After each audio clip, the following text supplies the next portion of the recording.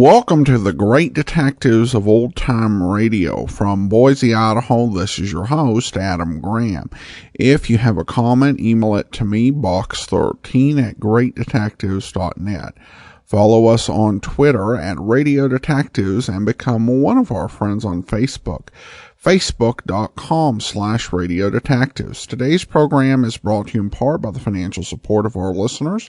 You can support the show on a one-time basis, support.greatdetectives.net, or by using the Zelle app to box13@greatdetectives.net, or by mail to Adam Graham, P.O. Box 15913, Boise, Idaho 83715.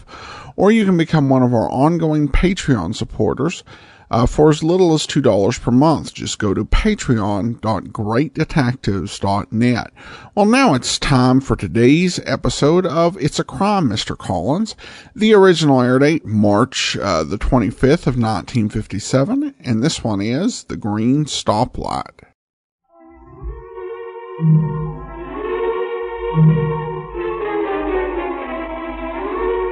It's a crime, Mr. Collins. It surely is. After all, robbery is robbery, whether it's racketeers stealing cars or a luscious blonde stealing your husband. I'm Gail Collins, and my husband, he's a private detective. But don't go away now, because I'll be back in a minute to set the stage for our puzzle in crime.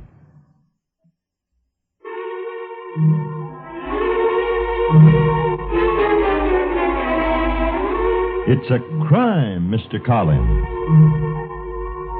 Is that right, Mrs. Collins? It was murder, too, Jack. Oh, plenty of killings on this case, huh, Gail? Oh, yes, but I'm talking about how it was murder the way that blonde went to work on my husband. And, well, it began when Greg and I were at home in San Francisco. Mm-hmm. We were having breakfast and opening the morning mail. Yeah. Doesn't anybody ever get anything in the mail but bills and ads? Let's see this.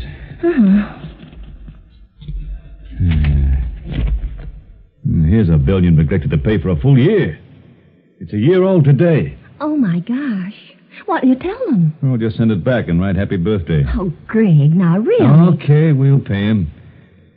I often wonder where the percentage is in being a private detective. Do you think J. Edgar Hoover started this way? Greg, what would you say if I told you I can get us a brand new car at $1,000 discount? We do not need a brand new car. The model we have... It is not a model. It's a horrible example. Gail, we do not need a brand new car. That jalopy of ours is so hopeless. There we go again. I can see myself now languishing away in debtor's prison, gasping, Gail, I told you we did not need a new car. Yeah, Greg, read this letter from my Uncle Ollie. Remember him? He's an auto dealer in Redwood City. I sent Uncle Ollie a very sad letter about how badly we needed a new car. Oh, you did, huh?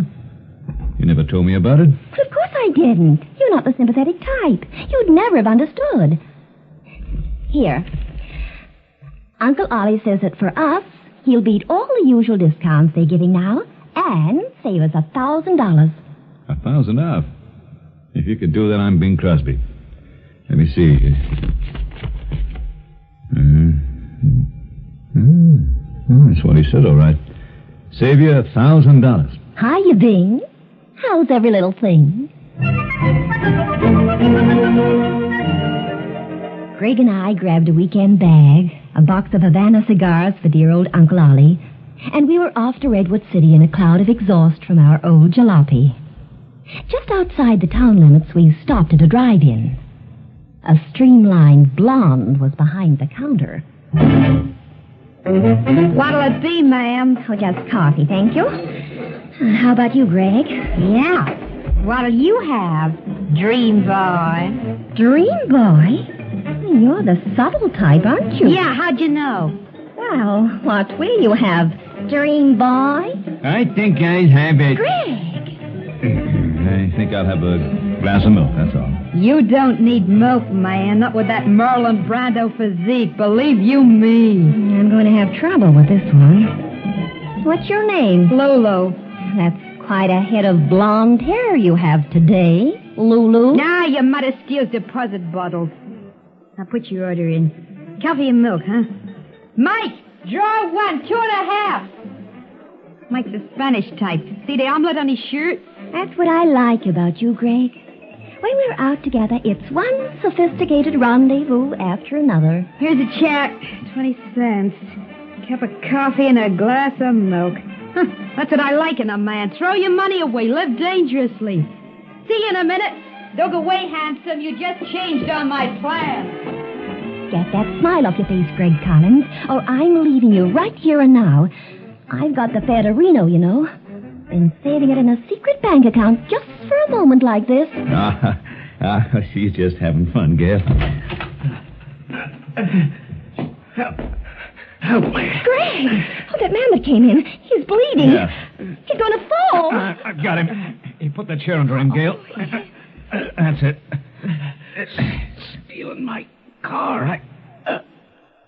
Oh, Greg! He's unconscious. No, he isn't, Gail. He's dead. He's been beaten to death. Hey, tell that guy to get up off of the floor. What's the matter? He been drinking? No, Lulu, he's dead. Gee, I didn't think the food here was that bad. He's been killed. He has. Well, what are you waiting for? Call the cops. Do you know him, Lulu? He's the second one in a week. Getting to be more popular in this town than square dancing. What is? Murder. Who was this guy? I don't know. Ever seen him before? Who made you the quizmaster on this program? I'm a private detective, Lulu. Can you tell anything from looking at the body, Greg? On his wallet says Charles Livingston, 414 Bay Drive. Owner's permit for the car, $32 cash. What's this in his hand? If I can force his hand over. What in the world is that, Greg? Piece of pottery. Very small chunk. No markings on it. Like it came from a broken crockery jar. Now, that's a help. Maybe it is, Gail. What do you mean? Call the police. You won't have to. Why not? Because the whole Redwood City police force just walked in. Howdy, folks. That's the police. You're late again, Sheriff. Late for what, Lulu? That guy on the floor. He's been murdered. Murdered, huh? That's a shame. It's horrible, isn't it, Sheriff? Sure is, ma'am. I was planning on going to bed early tonight. Wanted to go fishing tomorrow. I'm awful tired. Sheriff, I'm Greg Collins. This is my wife, Gail. Your wife? I'm a private detective, and I'm just down here to pick up a car. Sheriff, the case is all yours. Yeah, so it is. More's the pity. What did this fella die of? Overwork? Kills people, you know? No, Sheriff. Somebody stole his Cadillac. I guess he must have caught him doing it, and they beat him up. He came staggering in here and passed out. Well, I'll call Doc Snyder. I understand this man's the second person who was murdered in the past week. Yep, it's raising Mary Ned with my fishing schedule. Yeah, but Sheriff... You don't dig the sheriff, Mr. Collins. 6 days a week, he sits in a rocker taking it easy. Every Saturday, he stops relaxing and works hard. That's when he rocks against the grain. Greg and I left the very sleepy Sheriff and Lulu and went on to Uncle Ollie's store. Keep your ears pinned, friends. We'll be back in a minute with more of our story.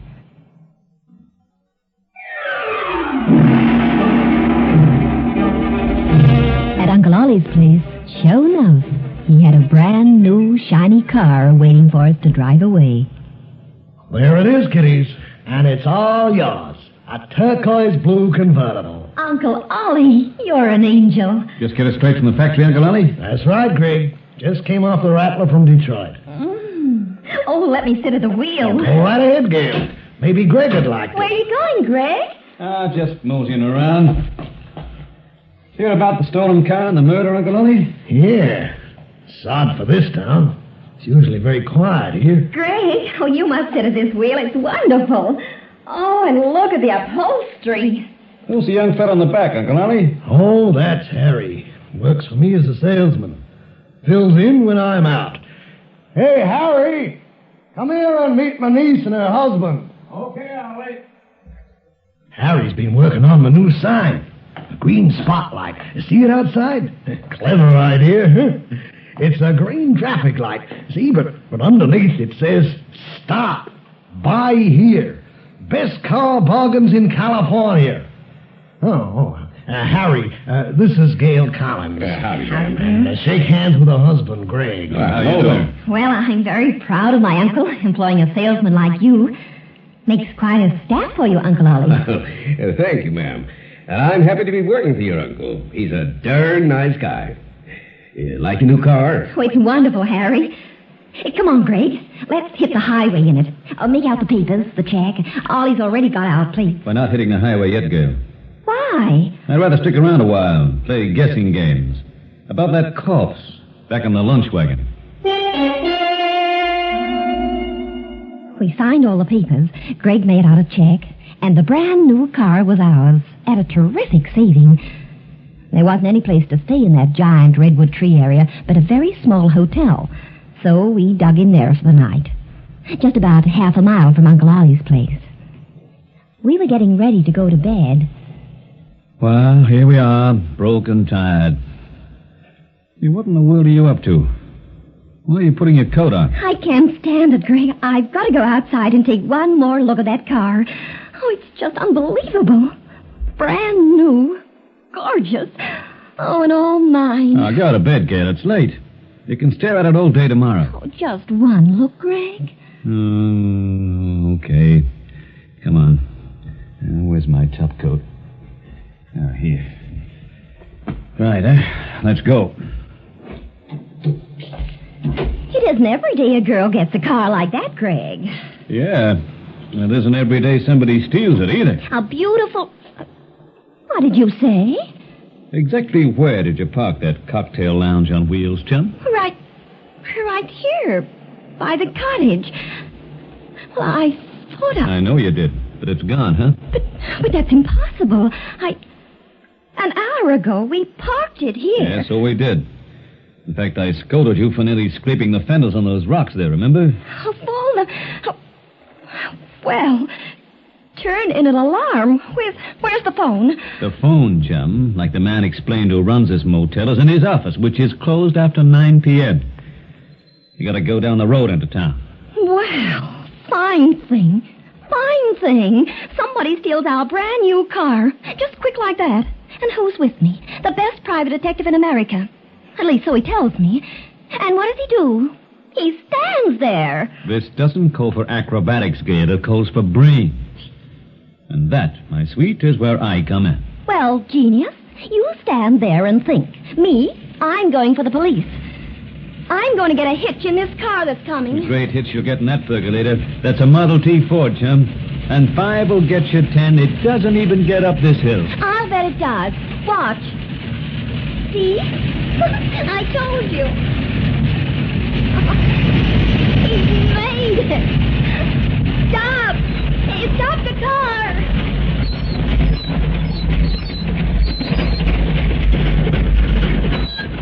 Howdy, folks. Sheriff! You're late again, Sheriff. What did I miss this time? By the usual margin of a few minutes, this time you missed a robbery. Someone just stole our new car. Well, get in. I'll give you a hitch over to the state police barracks. We'll send an alarm. Fellas will have to stop this here crime wave. It's wearing me out. I'm a sleepy man.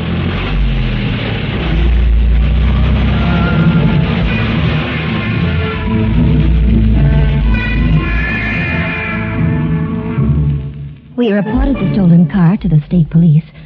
Then Greg routed my uncle out of bed and took him to his car store and made him open it up. Now, really, Greg, to drag me out of bed, to force me to open the shop and go poking around here.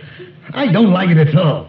Not the crudeness of it, mind you, but if you think I've been mixed up in this car-stealing racket... How do you open this desk? That's my desk, and I'll thank you to keep out of it. I said, how do you open it? You want me to handle this discreetly and clean it up quietly? Or shall we drag the state police and the newspapers into it? Oh, don't do that, Greg. I'll lose my franchise. The publicity... Open the desk, Ollie. Now.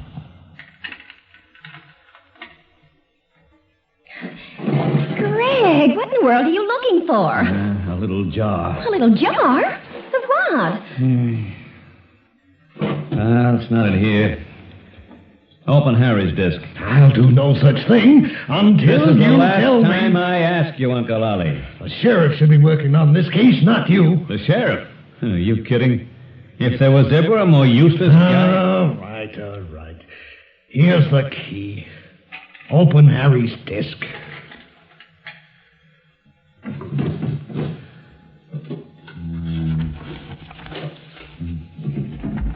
It's not here. Confound it. How about a locker? He has one. Follow me. In the back here. By the grease pits. I have the light switch. By now, that car of ours is in another state, I'll bet. Unless they're letting it cool off for a few days in a hidden garage. I'll do a repaint job, upholstery, maybe change the dashboard around. But the registration, Greg, they can't change the engine serial numbers. The police have an asset now that brings those numbers out no matter how much you buff them off. Well, they leave the numbers, Ollie. Drive the car to a state with no title laws. There are 16 states like that. Get a fake bill of sale, notarize it themselves. But what if the information gets to the state where they take your car? It takes weeks to check. By that time, they'll have sold it in Canada or South America or Europe. But American cars bring down a big price. Here's the locker. I know the combination. Just wait.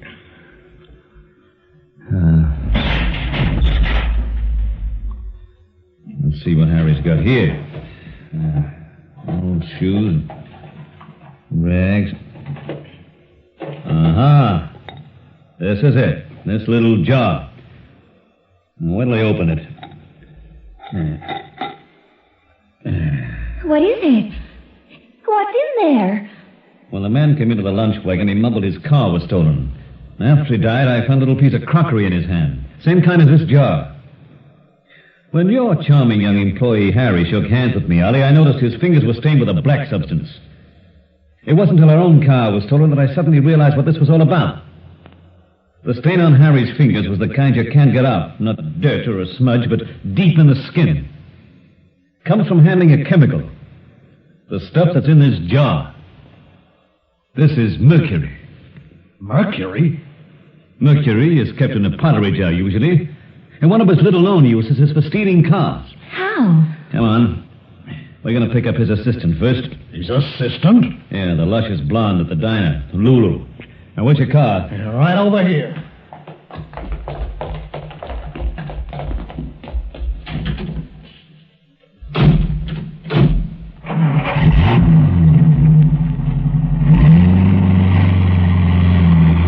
How the dickens do you steal a car with mercury? If you don't have the ignition key, you pour a little mercury in the keyhole, keep it there with a piece of gum. It completes the starting circuit. Well, I'll be a... We'll all be if we don't grab Lulu and Harry.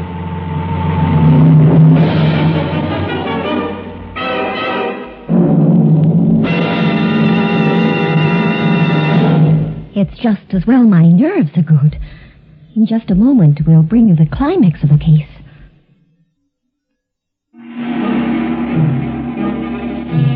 When we got back to the drive-in again, the string-lined Lulu slinked up to Greg. Well, if it ain't my lover boy. And the missus. Hiya, Mr. Collins. There's no time for horsing around, Lulu. Let's get to the point. Where's Harry? Harry? How should I know? Start talking and make it quick. I know you've been working with Harry, helping him steal cars. You what? Look, baby. The first night we came here, and a man staggered in and died right in front of that jukebox, you said to the sheriff, somebody stole his Cadillac. But nobody had said the dead man owned a Cadillac, Lulu. When I looked through his pockets and found his registration, remember? It was a Cadillac. How'd you know that? Mental telepathy? Okay, handsome. I'm no sucker. I'll tell you about it. I was gonna spill the whole thing anyway. Those guys gave me plenty of dough to help them out, and I took it. But they didn't say there'd be murder raps in this deal. And that's where I hang up. Where is he now? He beat it. Where to? They loaded a bunch of hot cars into a tramp steamer, and they're going to South America. They get $5,000 apiece for 'em down there. The boat's up the river. There's a dock up there nobody's used in years. They go down the river to San Francisco Bay and... Gail, stay here and keep an eye on Lulu. Me? With her? Oh, not on your life. I'm going along. Greg, Ollie, come back here. Sit down, Lulu. Looks like it's gonna be a long winter.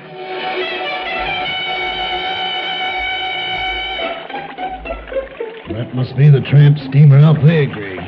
See it? Yeah, come on, Uncle Ollie. Where are we going? See if we can borrow one of these boats and row out there to the steamer. Okay. It's getting kind of dark. All the better. Come on, there's a speedboat down there by the steps. I wonder where that Harry is. Well, I guess he's out there on that ship. I hope we'll get there in time. Down on your face, Ollie. Who fired at us, Greg? Was it Harry? Who else could it have been? Keep back, Collins, or you'll get plugged. You could get plugged yourself, Harry. You got a gun, Greg? Yeah, but I can't see anything to fire at. What? There he is. In the speedboat. Oh, yeah, I see him now. You gonna give yourself up, Harry? Look out, Greg. I just missed you. Okay, two can play at that game. You got him, Greg. Come on down to the speedboat. Careful, Ollie. It could be foxing. Yeah. Why? There he is. He's coming up the steps towards us. That isn't Harry. It's a much smaller man. You got your gun ready, Greg? Yeah. It's ready. Hush. Here he comes.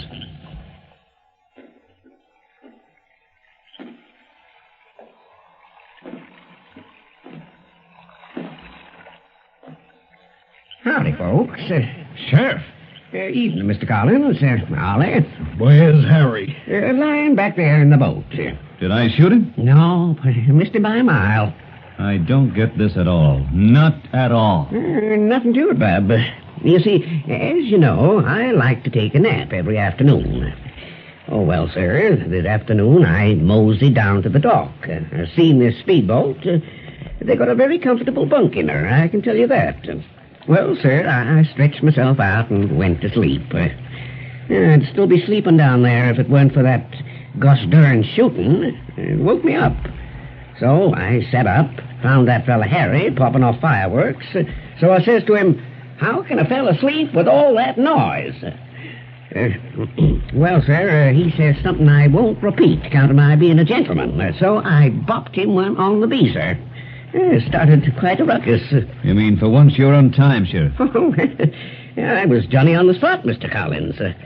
Made out kind of well, too. There's Harry out cold as a mackerel. It serves him right, too, breaking up a man's sleep. What have you been shooting at each other for? It's a long story, Sheriff. Well, you better save it till tomorrow, then. I gotta get home and get to bed. I gotta be ready for tomorrow. What happens tomorrow, Sheriff? Oh, tomorrow's my day off. I'm gonna take my wife and children out somewhere. Where are you going? Oh, some nice deserted spot in the woods where we can all lie down and sleep.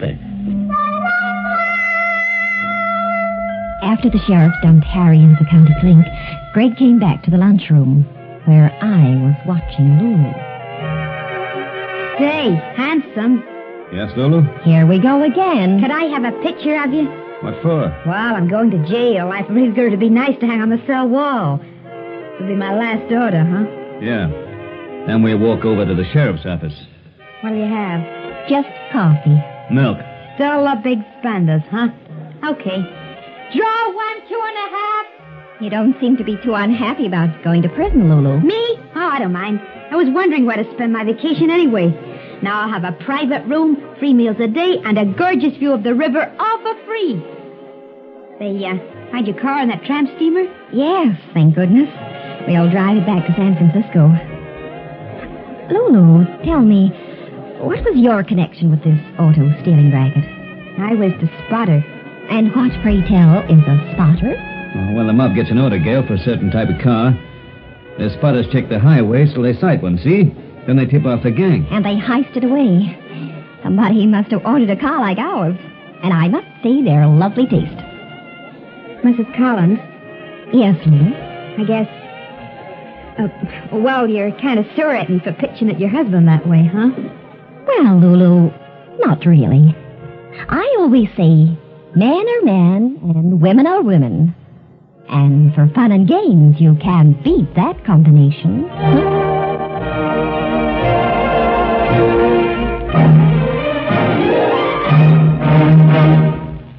In just a moment, we'll be back with you.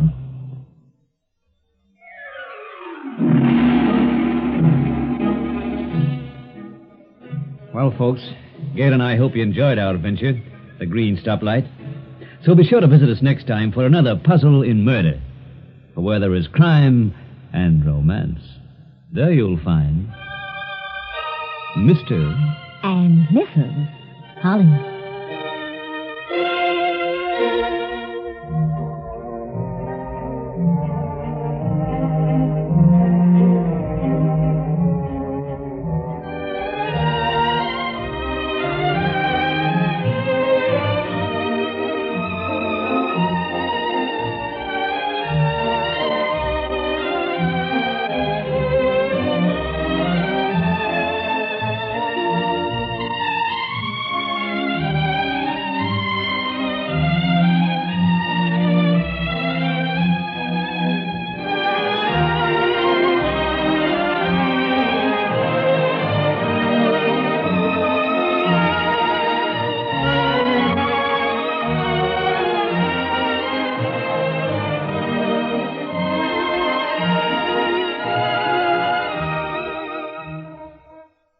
Welcome back. This one's main feature, I guess, is kind of its focus on these sort of car theft scams that went on in the United States. And I think this was based on an American script, clearly, because I think for, this script to an American audience would have had some very important messages about the type of things that go on in used cars and some of those scams. Now, there are parts of this that would be relevant to the Australian audience as well, but it's a little bit harder to, move stolen cars across the border if you're in Australia than in the U.S. You definitely have to do all of the out-of-country moving by sea.